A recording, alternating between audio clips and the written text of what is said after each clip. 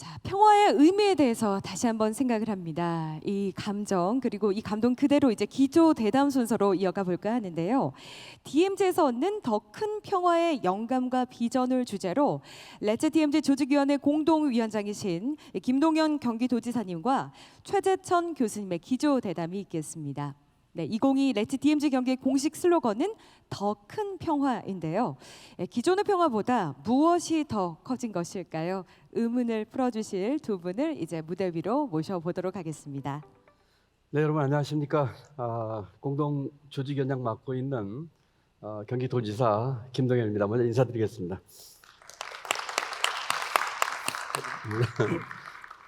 네, 이화에 대해서 학생들을 가르치고 있는 최재천입니다. 생명 다양성 재단이라는 단체도 이끌고 있습니다.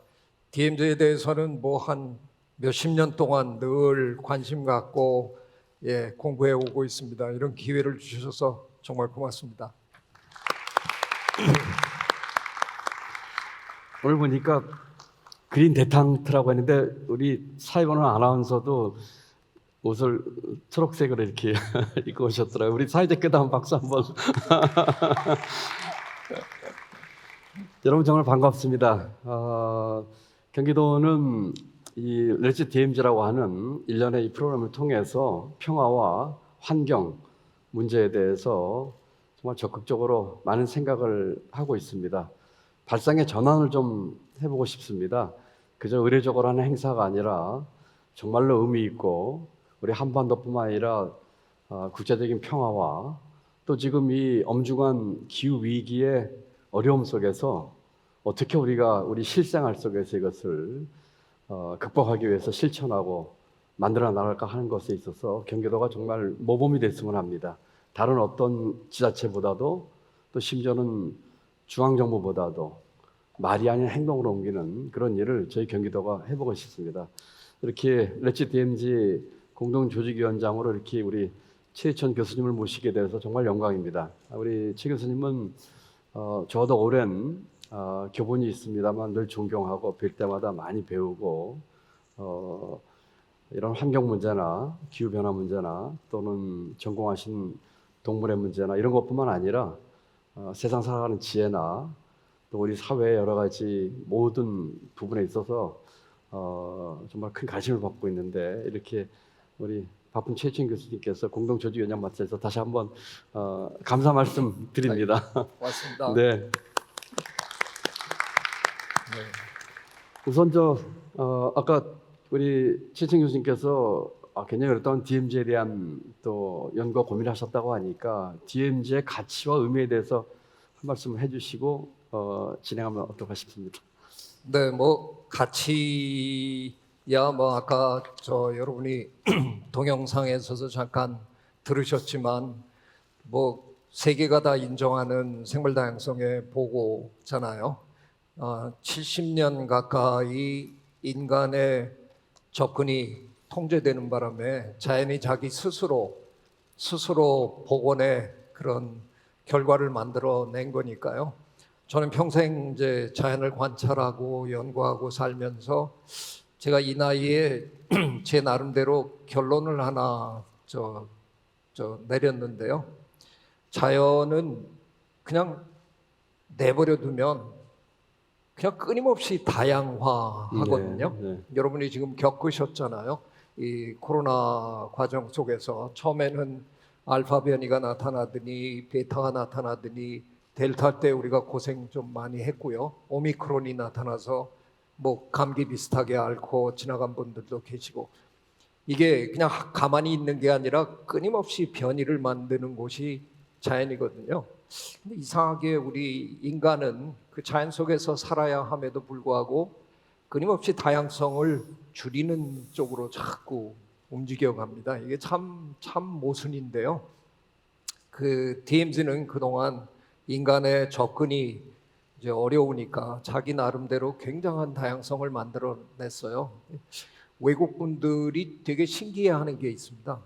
제가 관찰해 보면 한 두 가지 정도가 되는데 하나는 우리가 이게 DMZ가 demilitarize라고 비무장지대라고 얘기하는데 실제로는 가장 무장이 된 곳이잖아요.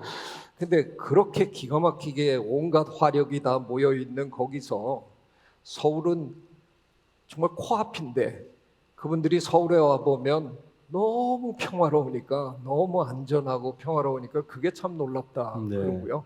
또 하나는 DMZ의 이 소중함을 이상하게 오히려 한국 사람들이 더 모른다는 거에 대해서 너무 놀라워합니다. 세계는 굉장히 주목하고 있거든요. 이 온대 지방에 이 정도의 생물 다양성이 보존돼 있는 곳이 없어요. 그러니까 굉장한 관심을 갖고 있는데 뭐 일례로 제 작년에 돌아가신 제 지도 교수님 하버드 대학의 에드워드 윌슨 교수님은 제자가 오래간만에 찾아가면 그래 너 그동안 잘 있었냐 이러고 물어보는 게 그게 예일 텐데 제가 문 열고 들어가면 그냥 무조건 첫 마디가 How is the DMZ 이러고 물으세요. DMZ는 잘 있느냐? 아이 선생님 저도 잘 있느냐고 좀 물어봐 주시면 안 되냐고 그럴 정도로 근데 저한테 그렇게까지 얘기하시더라고요. 제가 이제 미국 이름이 제이인데 제이야 한번 생각해봐라. 언젠가 우리가 그 DMZ에 들어가서 그 안에 뭐가 있는지를 조사하게 될 날을 한번 상상해봐라. 신나지 않냐? 세계는 그렇게 기다리고 있는데 왠지 우리는 국내에서 그냥 DMZ가 그냥 있는 걸로 아는 거지 그거에 대한 가치라든가 그거에 대한 미래라든가 이런 걸 너무 생각 안 하시는데 저는 이번에 지사님께서 더 큰 평화라는 표현을 해주셔서 정말 고맙습니다. 기대가 많이 됩니다. 더 큰 감사합니다. 평화가 뭐를 의미합니까? 이제 흔히 이제 평화라고 하면 이제 어떤 전쟁 위험으로부터의 뭐 안전함 또는 긴장의 완화 이렇게 생각하는데 저희는 그런 그 긴장 완화나 이제 전쟁 위험으로부터의 이제 그 해방이라고 할까요? 하는 것을 이제 좁은 의미의 그동안의 평화라고 한다면 앞으로 더 넓은 평화는 세대 간 또는 환경 또는 국제 또는 청년들의 미래 이런 것까지 다 포함하는 개념으로 생각하고 싶습니다. 이번에 이제 우리가 코로나19 겪으면서 이와 같은 인류 공동의 그 미래 위험 요인들이 계속 오고 있는데 이런 감염병 문제라든지 또는 기후변화 문제라든지 또는 인구 위기도 마찬가지 아니겠습니까? 인구 저출생에 따른 인구 위기 또 이런 것들이 전부 다가 잘 해결돼야지 진정 평화가 올 수 있다. 그런 측면에서 단순한 남북관계의 평화나 전쟁의 위험으로부터의 해방의 차원을 뛰어넘어서 그런 세대 간 또 생태 보전 또 감염병 또 기후변화 같은 인류 공동의 위기에 대처할 수 있는 것들 또 이런 것들을 위한 국제협력 이런 것까지 감안해서 저희가 더 큰 평화라고 하는 그런 슬로건을 만들었습니다. 네, 저도 거기 뭐 하나 보태고 싶은 게 있는데요. 2014년이었는데 그때 DMZ 포럼에 독일 언론인 한 분이 네. 초대를 받았어요. 그분이 원래 대학에선 생태학을 공부한 분인데 캐롤라인 메링이라는 분이 오셨었는데 그분이 오셔서 하신 말씀이 참 저한테는 굉장히 다가왔어요. 뭐라 그러냐면 그분이 독일의 통일은 그냥 어느 날 꿈처럼 다가왔다라고 표현을 하더라고요. 통일을 하려고 노력은 했지만 이게 정치적으로 어느 날 타결이 돼서 통일합시다 이래서 된 게 아니라 그냥 그분의 정확한 표현이 문화, 예술, 환경, 스포츠 등 네. 소프트한 말랑말랑한 너무 정치적으로 평화 이러면서 해결하려고 그러는 게 아니라 그런 소프트한 것들을 자꾸 하다 보니까 어느 날 그냥 통일이 내 곁에 훅 하고 다가오더라. 그러면서 한국도 남북이 환경 문제부터 시작해라 하는 얘기를 하셨어요. 근데 전 정말 아주 전곡을 찔렀다고 생각하거든요. 저도 그동안 뭐 이제 DMZ 관련 일들을 좀 하다가 보니까 통일부 쪽의 일도 같이 좀 해보고 전 뭐 작년에 책도 한 권 썼는데 놀라운 걸 배웠어요. 평화라는 게 굉장히 좋은 개념인데 되게 싫어한대요. 평화 그러면 양쪽이 다 불편해한대요. 그러니까 평화하자 그러면 무조건 뭘 밀어붙이려 그러냐 그런 느낌으로 서로 좋아하지 않는다 그래요. 참 그게 이상하다는 느낌이 들었는데 이번에 저 경기도에서 이렇게 더 큰 평화 뭔가 포괄적이고 뭔가 이렇게 그 다른 각도에서 좀 접근해 보겠다 그런 느낌인 것 같아서 뭐 기대하고 있습니다. 이게 어떻게 네. 펼쳐질지. 네, 교수님 그 말씀에 귀한 교훈이 많이 있는 것 같습니다. 말씀하신 것처럼 평화라고 하는 것을 정치적으로나 뭐 이렇게 주장하면 되는 게 아니라 그 저변의 사람 생활과 관련되는 먹거리 문제, 민생 문제, 문화 문제 뭐 이런 등등의 문제들이 같이 해결되는 것이 종합적으로 해결돼야지 가능한 문제라고 생각이 들거든요. 아마 남북한 장기적으로 통일 문제도 정치 지도자가 통일합시다 될 문제가 아니고 지금 교수님 또는 아까 그 독일 분이 슬기롭게 이해하신 것처럼 그런 것들이 쌓이고 그런 것들이 어떻게 보면 평화 통일을 위한 준비가 되지 않겠습니까? 경기도는 이렇게 하겠습니다.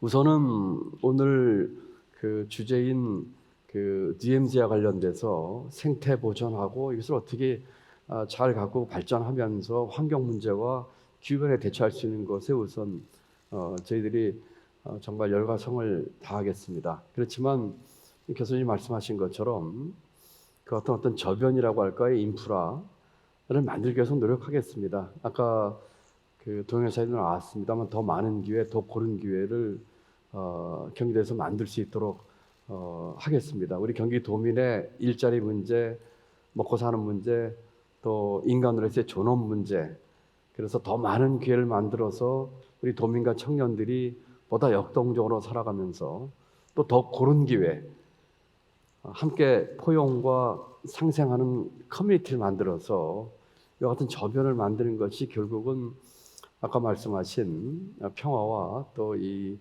환경 문제를 대비하는 그런 길이 아닌가 싶습니다. 한 가지만 첨언드리자면은 경기 북부에 10개 시군이 있고 인구가 360만 정도 살고 있습니다. 경기도 북부 지방입니다. 경기도 인구가 1,400만이거든요. 그중에 약 400만 가까이가 북부에 살고 있고 북부는 그동안에 남북 대치된 상황과 또 여러 가지 그 규제로 인해서 뭐 환경 규제나 뭐 상수도 보호나 또 군사 보호 구역 규제로 인해서 굉장히 많은 고통과 이 발전이 저해됐던 곳입니다. 아까 교수님께서 DMZ 얘기하면서 70년 동안 인적이 끊긴 얘기를 하셨는데 상대적으로 이 북부 지방이 그 같은 규제 속에서 생태와 자연이 잘 보존된 곳입니다. 연천, 토천, 가평 이런 데 가보시면 금방 느끼실 수 있거든요. 저는 오랫동안 경제정책을 담당하고 운영했던 사람으로서 앞으로 대한민국 성장의 허브로 경기 북부를 주목하고 있습니다. 이 경기 북부를 잘 발전시키고 또 행정적으로는 경기 북부, 북도 자치도까지 만들어서 이곳에서 생태와 자연 또 잘 가꿔진 인적 자원을 활용해서 우리 대한민국의 성장뿐만 아니라 이때의 성장은 양적인 성장을 의미하는 게 아니라 질 높은 성장을 의미하는 지속 가능한 성장을 물론 의미하는 것이죠. 그러면서 경기 북도에 대해서 이 DMZ를 더 확대시켜서 발전시키는 그런 계획까지도 함께 하도록 하는 계획을 제 도정 운영에서 중요한 우선순위로 삼도록 하겠습니다. 네, 오늘 또 여러분이 이제 저희 대담이 끝나면 또 저 포럼이 이어질 텐데요. 아까 제가 말씀드린 예를 들면 우리가 환경이라든가 음악, 예술, 스포츠 뭐 이런 소프트한 것들을 잘 다루다 보면 어쩌면 통일에 더 가까이 다가갈 거다 그랬는데 지사님은 또 여기다가 경제까지 지금 끌어들이셨단 말이죠. 근데 이거는 어떻게 보면 어쩔 수 없는 상황이잖아요. 경제가 제대로 풀리지 않으면 우리가 생각하는 이런 다 소프트한 좋은 것들 이게 굴러가지 못하니까 저는 참 좋은 일이라고 생각하는데 이게 결코 쉬운 일이 아니라는 게 문제인 거죠. 제가 이런 고백을 해도 되는지 모르지만 제가 2014년에 말하자면 매국 행위를 한번 했습니다. 매국. 2014년에 그 세계 생물 다양성 협약 총회가 우리나라 평창에서 있었는데요. 제가 어쩌다가 거기 이제 의장으로 추대를 받았는데 괜히 우쭐해 가지고 그때 나라를 팔아먹었는데요. 제가 뭐라 그랬냐면 DMZ는 더 이상 한국 땅이 아니다. DMZ는 humanity, 인류에 속한 땅이다. 그러면서 제가 뭐라고 비유를 해봤냐면 만약 탄자니아 정부가 세렝게티를 아파트 단지로 개발하겠다라고 발표를 했다. 그럴 때 세계인들이 아이고 뭐 그 나라 일인데 알아서 하겠지. 과연 그러고 있을까?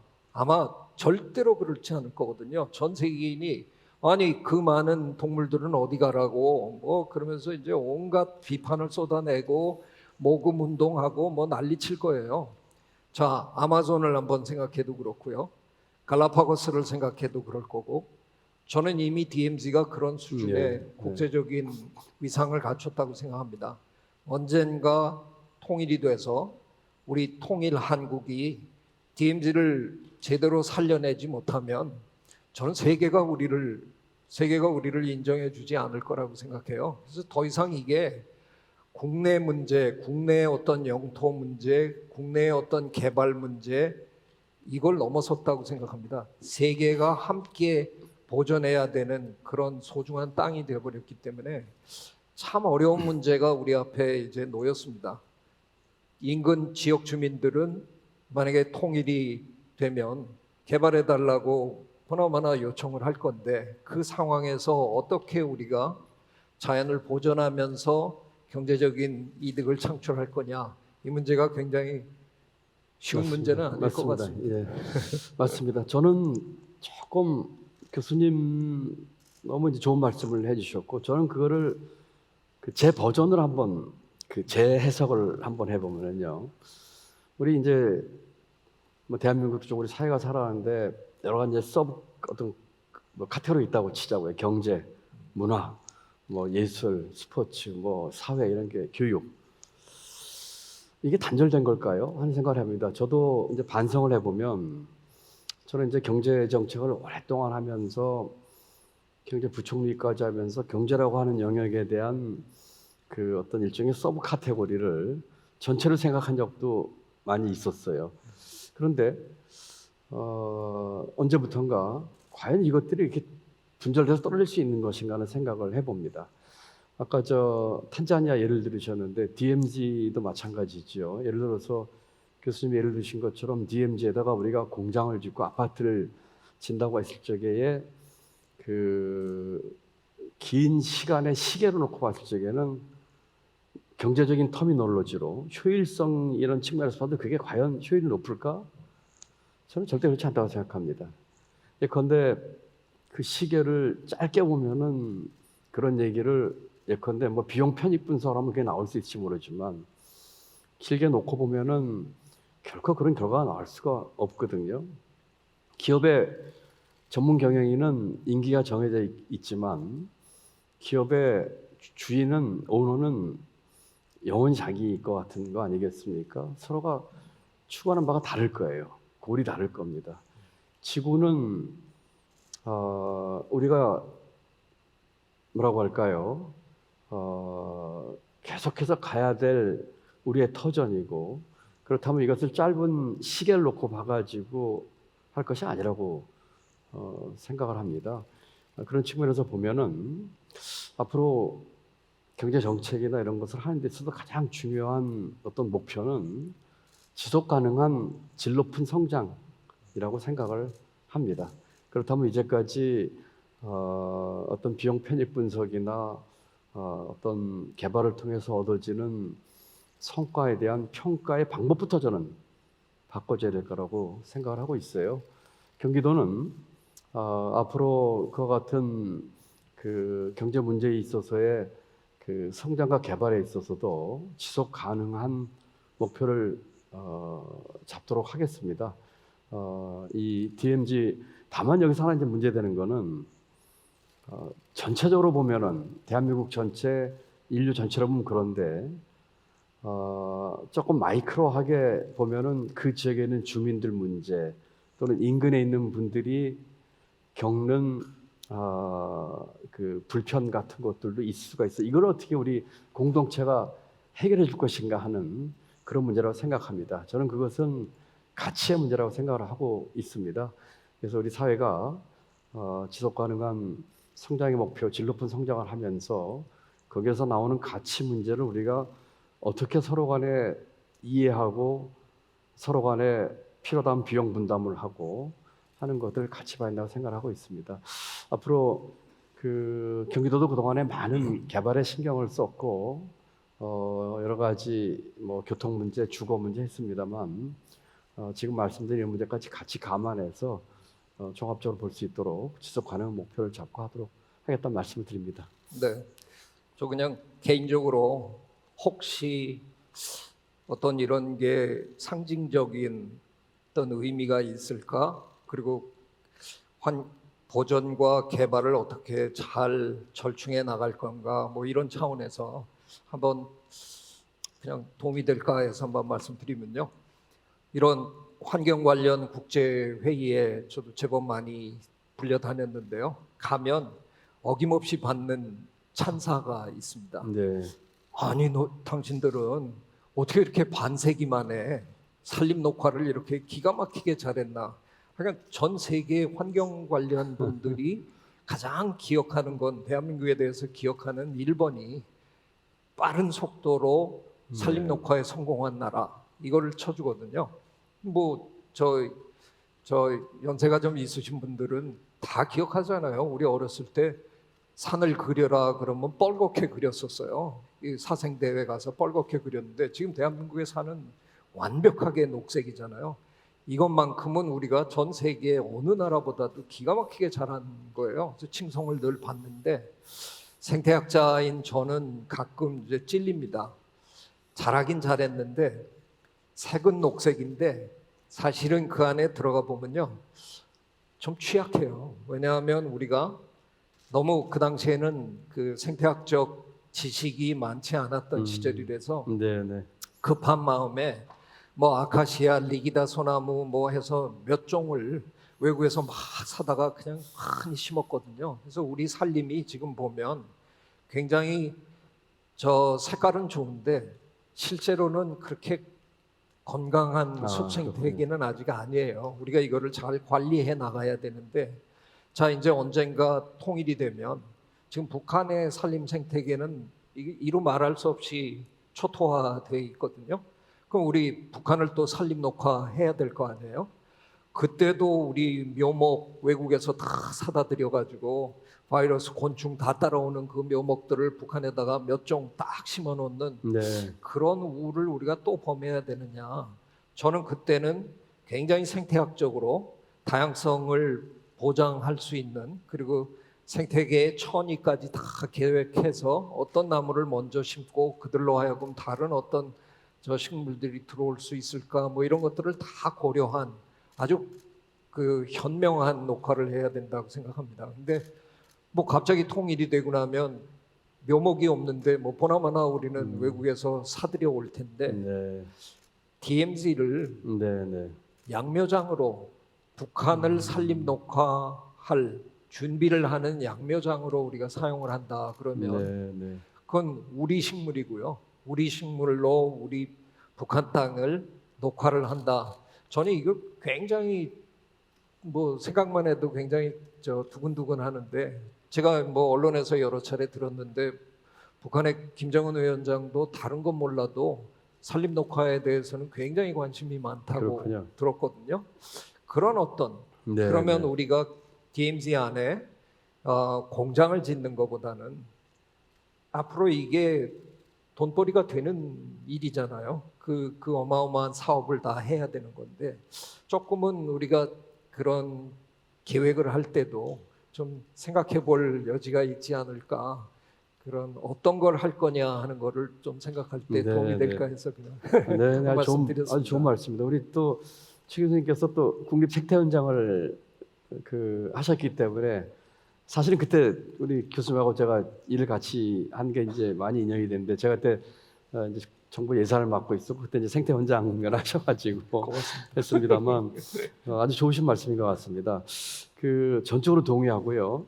DMZ 안에서 그런 계획을 또는 DMZ가 아니더라도 만약에 지금 제약이 있다면 아까 말씀드린 경기 북부지방에서 제가 각 시군별로 발전 계획을 좀 만들어서 아까 말씀드린 경기 북도 문제를 해결하려고 하고 있는데 원하는 시군이 있다면 접경 지역에 시군에서 그런 사업 계획을 내면 제가 좀 적극 지원할 수 있도록 하겠다는 말씀을 드려보고요.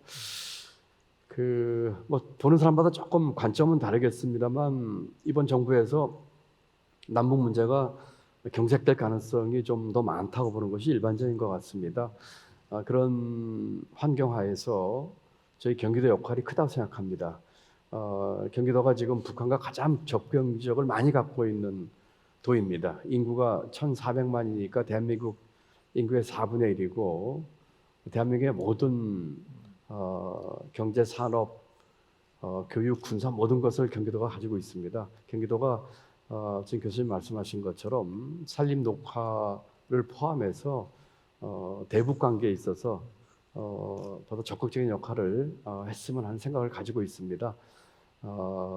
이번 정부에서 만약에 남북 문제에 대한 데서 경색되는 방향으로 갈 가능성이 많다고 하는 환경 속에서 저희 경기도가 할 역할을 충분히 찾아보도록 하겠다는 말씀을 드립니다. 그런 차원에서 저는 오늘 포럼에 ESG가 굉장히 중요한 이슈로 이렇게 등장했다는 데 대해서 굉장히 고마움을 느낍니다. 왜냐하면 저는 이제 세계 이런 우리가 환경에 관련해서 뭘 추진할 때 기본적으로 4단계가 있다고 늘 생각하는데요. 국제사회가 있고 그 국제사회에서 뭔가 합의를 도출하고 이런 노력들을 열심히 하잖아요. 그 다음에 이제 국가가 또 리더십을 발휘해 줘야 되고, 그 다음에 국민이 있고, 근데 그 국가와 국민 사이에 굉장히 중요한 조직이 있잖아요. 이게 기업이잖아요. 그렇습니다. 공기업이든 사기업이든. 근데 예를 들어서 지금 뭐 기후변화라든가 생물다양성 문제라든가 이런 걸 제대로 해보려고 지금 나라들이 모여서 국제기구에서 참 노력은 열심히 합니다. 근데 이게 잘 따라주지 않아서 참 어려운데 그래도 우리 정부는 일찌감치 정말 고맙게도 2050 탄소 중립을 선언했잖아요. 이게 결코 쉬운 목표가 아닌데 국가로서 해내야 되겠다 그리고 이제 선언을 한 거고요. 그 다음에 굉장히 제가 요즘 이제 기대를 하고 있는 게 제 입에서 이런 소리 나올 때가 올지는 저도 몰랐는데요. 기업에 엄청 기대를 하고 있습니다. 대학은 제가 대학에 몸담고 있는데 대학은 느려 터졌어요. 안 움직여요. 근데 기업은 움직이잖아요. 기업은 변신하지 않으면 시장에서 도태당하니까 기업이 가장 탁월한 조직이라는 걸 저도 뭐 인정 안 할 수가 없네요. 근데 그 기업이 지금 이제 ESG를 손에 쥐었다 하는 거는 굉장한 일이라고 생각합니다. 이게 벌써 뭐 그런 기업도 있긴 있더라고요. 저한테 노골적으로 빠져나가는 구멍을 자문해달라는 그러니까 이른바 그린 워싱을 하겠다고 하는 기업이 있긴 한데 제가 그동안 지난 한 1, 2년 동안 만나본 많은 기업들이 진지하더라고요. 이 ESG에 대해서 굉장히 진지한 태도를 갖고 있어서 기업이 진정 변하겠다는 각오를 한다 그러면 저는 우리 사회가 굉장히 빠른 속도로 변할 수 있다고 생각해요. 그걸 이제 국민이 따라주기만 하면 되는 거니까요. 바로 이제 우리 경기도와 지금 이런 활동에서 많은 경기도민들 그리고 제 기대로는 전 국민이 함께 해주시면 변화를 이제 우리가 만들어 나갈 수 있는 거겠죠. 네. 맞습니다. 기업이 오늘 아침에 뉴스 보니까 삼성이 알리백 선언을 했다 그러더라고요. 우리 4개 재벌이 다 이제 알리백을 선언을 했는데 교수님 말씀처럼 기업은 그렇게 하지 않고는 앞으로 생존하기 어려울 겁니다. 이게 생존 전략이죠. 기업의 과거 이제 CSR이라고 해서 사회적 책임도 이것도 따지고 보면 기업의 생존 전략이거든요. 그렇게 하지 않으면 지속 가능하지 않기 때문인 것이죠. 이제는 가치를 제조하거나 딜리버리하거나 팔지 않으면 안 되는 것이기 때문에 기업이 가장 앞서 있는 게 사실이고, 아마 다음 세션에서 오시는 이 기업의 ESG에도 아마 제가 알기로는 가장 선도적인 또 여러 경험을 하신 분들이 와서 정말 기대가 되는 이제 포럼이긴 합니다만, 한 가지 저는 반성을 좀 해보자면요, 교수님. 네. 정보시도 있어보고 기업도 많이 상대해보면서 하는 과거의 어떤 일부 정책들에 대해서, 예컨대 환경, 저출생 뭐 이런 문제에 있어서 정말 제대로 된 해법을 찾았는가, 또는 정말 진심으로 그렇게 하려고 커미트먼트를 했는가에 대해서 늘 이렇게 반성을 해봅니다. 지금 기후변화 문제나 알리백이나 탄소중립 2050 얘기하지만 이것이 실천에 옮겨지기 위해서는 정말 강력한 커미트먼트와 온 국민의 실생활과 관련돼서 삶을 변화시키지 않으면 안 될 것 같아요. 그래서 그런 생각을 저 스스로 반성을 해보면서 가깝게는 한번 경기도부터 한번 해보겠습니다. 경기도부터 우리 경기도민이 함께 이렇게 힘을 합쳐서 할 수 있는 일부터, 그리고 제일 중요한 게 도민들의 인식의 전환이라고 저는 생각을 하고 있습니다.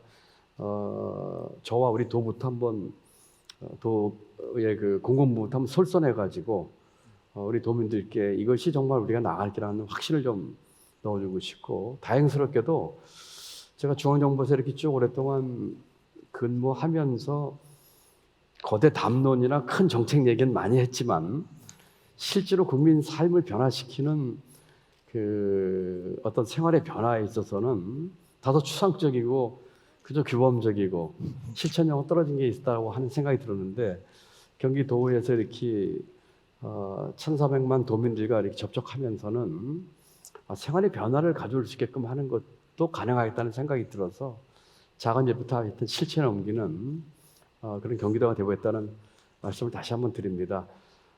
특히 이제 우리 기업들과, 경기도에는 대기업, 중견기업, 중소기업 다 와 있습니다. 기업들과 함께 이 문제에 있어서도 함께 협력하겠다는 말씀을 드리고, 아마 이제 시간도 이렇게 다 돼가는 것 같아서 그런 생각을 해봅니다. 우리 세대가 우리 지구와 우리 후세대에 대해서 가장 많이 잘못을 저지른 세대인지도 모르겠습니다. 그런 반성과 또 이제까지 구두선처럼 좋은 얘기는 했지만 실천에 옮기지 못했던 반성을 해보면서 제대로 해보겠다는 말씀을 드리고, 다시 한번 우리 최 교수님 감사드리고, 마무리 말씀 우리 최 교수님께서 해주시면서 간담회 마치는 것으로 이렇게 하시죠. 아니요, 제가 마무리를 하나요?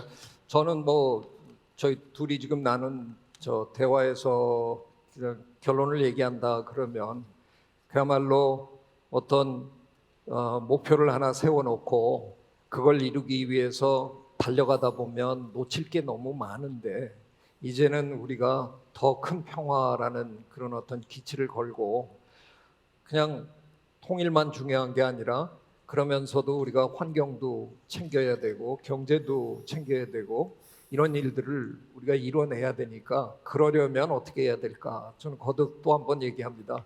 어쩌면 소프트한 것부터 시작해야 된다. 그래서 음악이 중요하고 예술이 중요하고 스포츠가 중요하고 주민이 함께 참여하는 그 참여가 굉장히 중요한 거죠. 그래서 기왕에 제가 위원장을 맡았는데 이건 저도 열심히 하겠습니다. 고맙습니다, 교수님.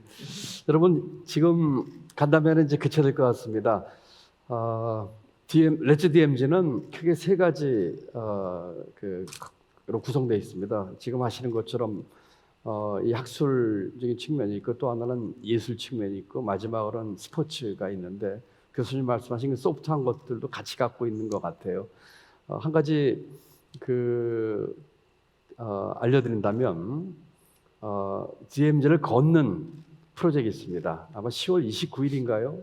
10월 29일로 기억하는데 평상시에는 접근이 안 되는 DMZ 안을 걷는 프로그램도 있습니다. 많이 참가해 주시기 바랍니다. 제가 최근에 이 각국 대사들 많이 만나고 있는데 그 초청하면 너무들 좋아하셔서 다 오시겠다 그러더라고요. 이 참석하신 분들 또 이 유튜브 방송을 보고 계시는 시청자분들도 10월 29일 DMZ 걷기 대회에 같이 걸으면 어떨까? 또 그러면서 오늘 교수님 주신 좋은 말씀도 한번 다시 새겨보면서 함께 걸으면 어떨까 싶습니다. 오늘 간담회에서 마치는 걸로 네. 그럼 교수님 하겠습니다. 여러분 감사합니다. 교수님 그리 감사합니다. 감사합니다. 네, 감사합니다.